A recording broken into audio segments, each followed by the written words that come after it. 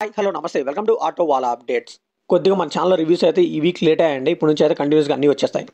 And అలానే చాలామంది నన్ను అయితే హరిహర వీరమ్మల్లు మూవీ గురించి అయితే చెప్పమన్నారు, రివ్యూ ఇవ్వమన్నారు.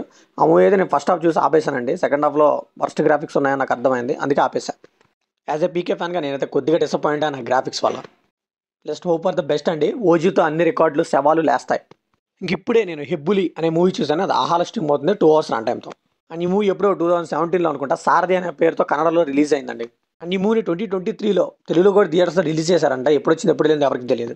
ఈ మూవీ చూసాక నా ఎక్స్పీరియన్స్ చెప్పాలంటే ప్యూర్లీ డిసప్పాయింట్మెంట్ అండి. ఆహా నుంచి ఎంతకంటే ఏం ఎక్స్పెక్ట్ చేస్తాం మనం. అసలు ఎక్కడ లేని రాడ్ మూవీస్ అన్ని వెతికి మరి ప్రతి భాష నుండి తీసుకొచ్చి తెలుగులో డబ్ చేసి వదిలేస్తారండి. సో ఆడియన్స్ని మరీ ఎంత గ్రాంటెడ్గా తీసుకోవద్దు, వాళ్ళు చూపించిందే చూస్తారు అన్నట్టు. ఈ మూవీ బేసిక్ స్టోరీలో వచ్చేసి మన సర్లేరు నీకెవరు, మన సరైనోడు ఈ టైప్లోనే ఉంటుందండి. ఆర్మీకి వెళ్తాడు హీరో, వాళ్ళ అన్న చనిపోయాడని న్యూస్ వస్తుంది, మళ్ళీ వెనక్కి వస్తాడు, అక్కడ నుంచి ఇన్వెస్టిగేషన్ ఇదంతా అలా ఉంటుంది. సో ఇక్కడ వరకు వింటే బాగానే అనిపించింది కదా, నాకు పర్లేదు అనిపించింది. బట్ సెకండ్ హాఫ్లో ఉంటుందండి రొటీన్ రొట్ట అని చెప్పొచ్చు. ఈ మూవీని ఫ్యామిలీలో చూడొచ్చా అంటే అమలాపాల్ గారు ఉన్నారు, 2-3 సాంగ్స్లో అయితే ఎక్స్పోజింగ్ కూడా ఉంది. ఈ మూవీలో పాజిటివ్ విషయానికి వస్తే ప్రొడక్షన్ వాల్యూస్ అండి త్రూ అవుట్ ద మూవీ అయితే బాగా మెయింటైన్ చేశారు. ఇంకా కిచ్చా సుదీప్ గారు ఆయన అయితే 100% ఇచ్చారు అనిపించింది.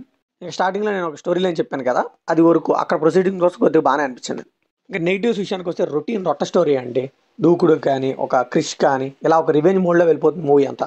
అండ్ మూవీలో సాంగ్స్ అండి అవి ఎందుకు వస్తాయి ఎందుకు వెళ్తాయి ఎవరికి అర్థం కాదు. ఇంకా ఫోర్స్డ్గా పెట్టిన కామెడీ సీన్స్ కానీ ఏది వర్కౌట్ అవ్వలేదని చెప్పొచ్చు.